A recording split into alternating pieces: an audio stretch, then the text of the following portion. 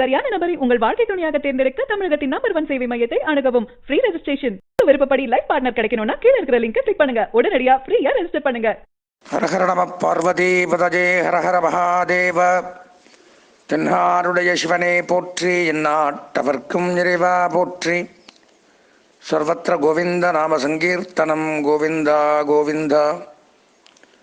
ஸ்ரீகாந்தத்ரிஹினோபமன்னிதபணஸ்கந்தேந்திரநந்தியாதயः பிராச்சீனா குரவோபி யஸ்ய கருணாலேசாத்கதா கௌரவம் தம் சர்வாதிகுரும் மனோஜ்ஞவபுஷம் மந்தஸ்மிதாலம் கிருதம் சின்முத்ராங்கிதமுத்ரபாணிநளினம் சித்தே சிவம் குர்மஹே.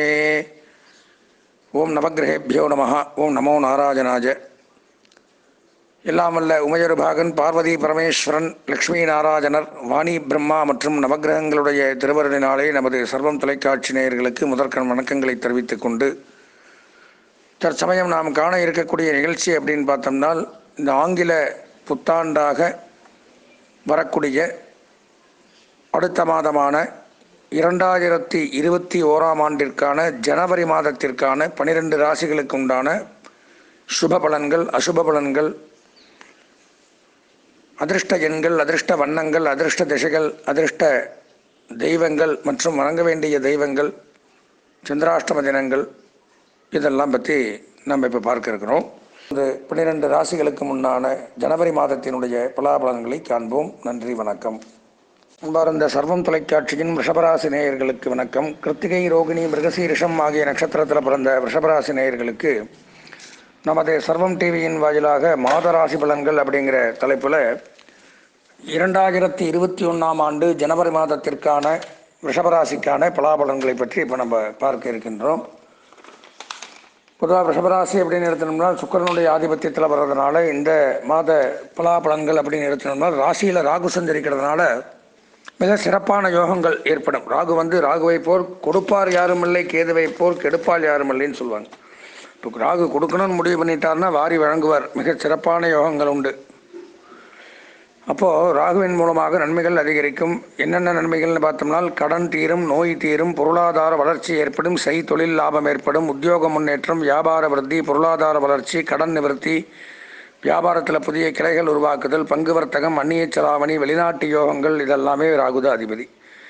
அப்போ வெளிநாடு போகக்கூடிய அமைப்புகள் ஏற்படும். மனதில் இனம் புரியாத சந்தோஷங்கள் ஏற்படும். மனதில் இருந்து வந்த கஷ்டங்கள் விலகும். ரொம்ப நாளாக இருந்து வந்த பிரச்சனைகளுக்கெல்லாம் முடிவு பிறக்கும். புதிய தைரியம் பிறக்கும். புத்துணர்ச்சி உண்டாகும். மனசில் சந்தோஷங்கள் அதிகரிக்கும். நமக்கு எதிரியாக இருந்தவர்கள்லாம் நண்பராக மாறுவாங்க. யார் உதவி பண்ண மாட்டான்னு நினச்சோமோ அவங்களாம் உதவி பண்ணுவாங்க.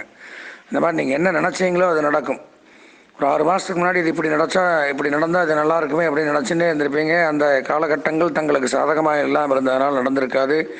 இப்போ இருக்கக்கூடிய சூழ்நிலை அப்படின்னு எடுத்துட்டோம்னா, இந்த காலகட்டங்கள் தங்களுக்கு சாதகமாக இருக்கிறதுனால என்ன நினைக்கிறோமோ, என்ன திட்டம் போடுறோமோ அந்த திட்டத்தை செயல்படுத்தி அதில் வெற்றி பெறக்கூடிய ஒரு அமைப்பு அப்படிங்கிறது ரிஷபராசிக்கு இப்போ ஏற்படுது.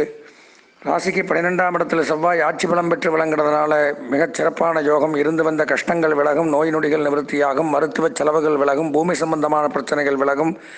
சகோதர சகோதரிகள், உடன் பிறந்தோர், தாயார் தகப்பனார், பங்காளிகள், இவங்கள்ட்ட எல்லாம் இருந்து வந்த வம்பு வழக்குகள்லாம் விலகி வியாஜ்யம் விவகாரங்கள் எல்லாம் வெற்றி பெறக்கூடிய ஒரு அமைப்பு அப்படிங்கிறது ஏற்படுது.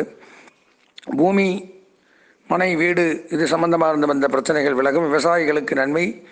பூமி சம்பந்தமான தொழில் பண்ணுறவங்களுக்கு நன்மை.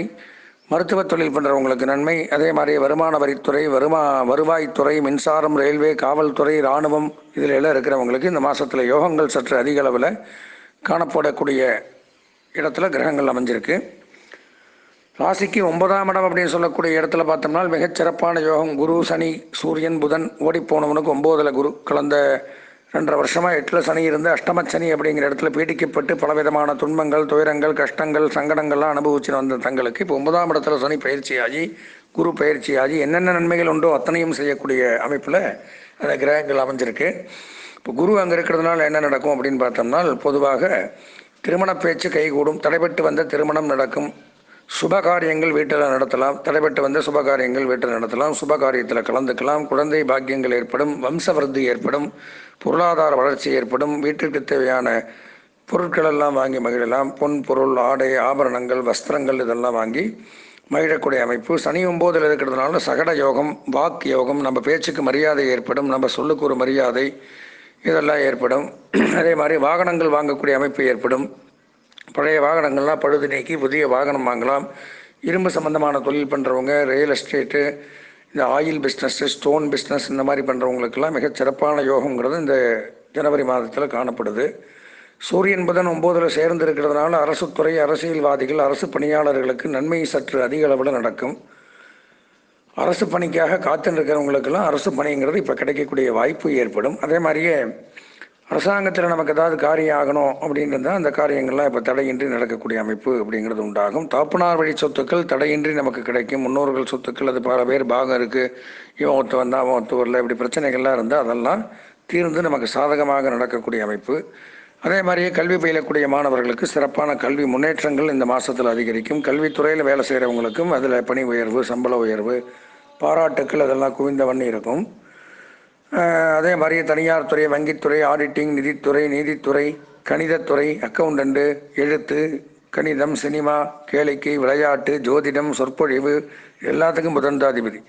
அப்போது அந்த புதனுடைய அனுகிரகம் அதில் 9ஆம் இடத்தில் இருக்கிறதுனால இதில் வேலை செய்யக்கூடிய அனைவருக்குமே பலவிதமான நன்மைகள் இந்த மாதத்தில் எதிர்பார்க்கலாம். ராசிக்கு 8ஆம் இடத்துல சுக்கிரன் சஞ்சரிக்கிறதுனால கணவன் மனைவிக்குள்ளே அந்யோன்யங்கள் ஏற்படும். உடம்புல இருந்து வந்த நோய் நொடிகள் நிவர்த்தியாகும். குழந்தை இல்லாத தம்பதிகளுக்கு குழந்தை பாக்கியம் ஏற்படும். ராசிநாதன் ராசிக்கு 8ல் இருக்கிறது மிகவும் யோகம். பழைய கடன்கள் நிவர்த்தி, வைப்பு நிதி, ஃபிக்ஸட் டெபாசிட், அசையாத சொத்துக்கள் வாங்குதல், இந்த மாதிரி அமைப்புகள்லாம் ஏற்படும். ராசிக்கு 7ஆம் இடம் அப்படின்னு சொல்லக்கூடிய இடத்துல கேது சஞ்சரிக்கிறார். அதுவும் நன்மை. சில பேர் விவாகரத்து பிரச்சனை, இந்த மாதிரி வம்பு வழக்குகள் இதெல்லாம் இருந்தால் நிவர்த்தியாகி கணவன் மனைவியில் ஒற்றுமை ஏற்படும். சில பேருக்கு இருதார யோகம் அமைப்பு இருந்தால் 2வது தார திருமணம் நடக்கக்கூடிய அமைப்பும் இந்த மாதத்தில் ஏற்படும். பொதுவாக ரிஷபராசி அப்படின்னு பார்த்தோம்னா இந்த ஜனவரி மாத 2021 ஜனவரி மாத பலன்களில் ஒரு 90% நன்மைகளை பெறக்கூடிய ராசியாக விளங்குது.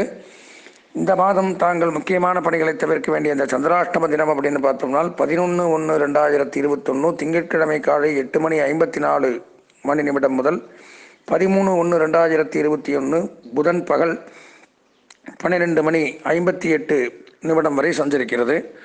எனவே அந்த நேரத்தில் முக்கியமான பணிகளை தவிர்த்து இறை வழிபாடு மேற்கொள்வது அப்படிங்கிறது சாலச் சிறந்தது.